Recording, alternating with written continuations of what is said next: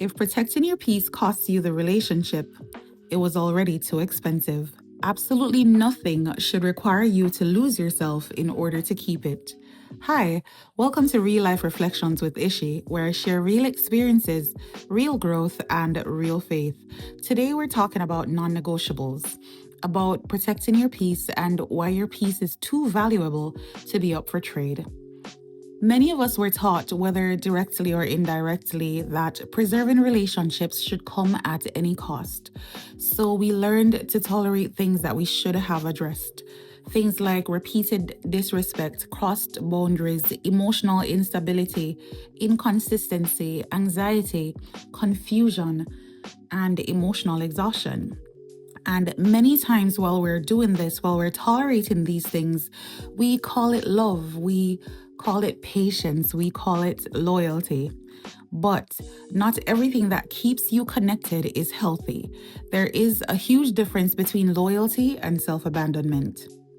There is a difference between compassion and enabling. There is a difference between giving grace and ignoring patterns. Some things should never be negotiable, like your peace, your boundaries, your emotional safety, your self respect, your mental health and well being, and your relationship with God. The truth is that we don't lose ourselves all at once. It's something that happens gradually. It happens so slowly over time that we do not even realize how far we have drifted from ourselves. It happens one excuse at a time, one dismissed red flag at a time, one crossed boundary at a time, one moment of silence when you should have advocated for yourself. And before you know it, you are carrying things that you were never meant to carry. You are exhausted, you are disconnected, you are far from yourself. And once we realize how far we've drifted from ourselves, it raises an important question. Why do so many of us negotiate what should have never been negotiable in the first place?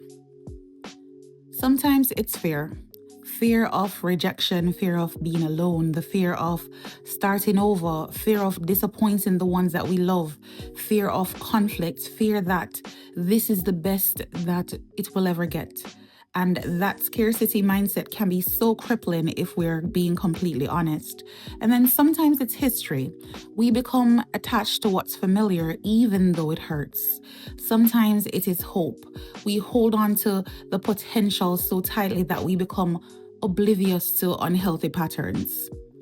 No matter what the reason is, the result, however, is always the same. We end up paying for connection with our peace, and that price is too high.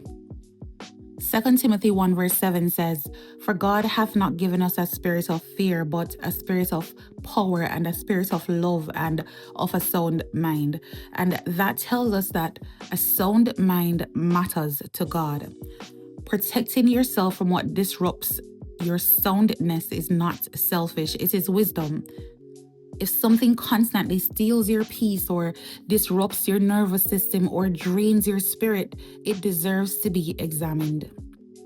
And once something has been identified as harmful, draining, or disruptive, it cannot just be acknowledged, it must be addressed.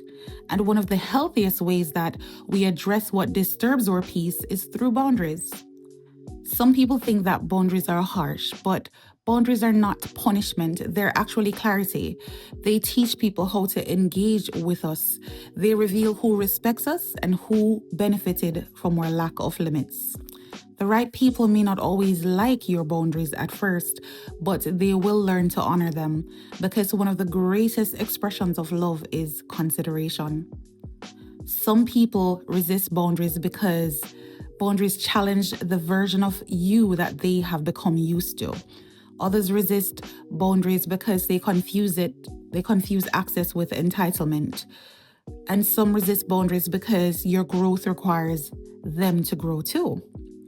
The wrong people will resist your boundaries because those boundaries remove or limit their access. And that resistance will tell you everything that you need to know. Proverbs chapter 4, verse 23 says, above all else, guard your heart because out of it flows the issues of life. And to guard your heart means to be intentional about what you allow in it, because what you repeatedly tolerate affects your heart. It affects your mind, it affects your emotions and your future. Guarding your heart is not weakness, it is in fact stewardship. So ask yourself, what in life repeatedly costs me my peace? Where do I feel drained and hypervigilant instead of safe? What am I over explaining that should simply be respected?